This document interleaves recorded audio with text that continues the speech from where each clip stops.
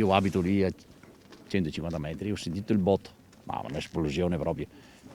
Venendo fuori ho visto che c'era il fuoco alto 80 centimetri che da scoppio aveva buttato via il portoncino d'entrata. E dopo un attimo è partito tutto. Alle 7:45 a Lobbia di San Giorgio in Bosco tutti hanno sentito l'esplosione nella villetta di Enrico e Norma Fontanella in via Sant'Antonio e visto le alte fiamme circondare la casa.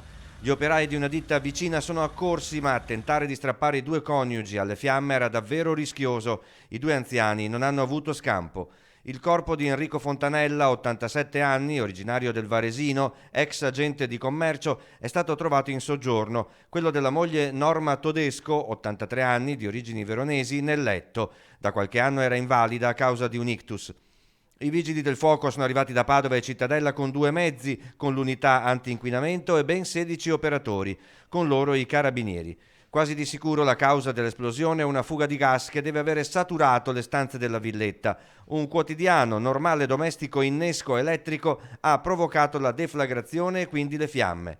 Esclusa l'eventualità di un gesto volontario.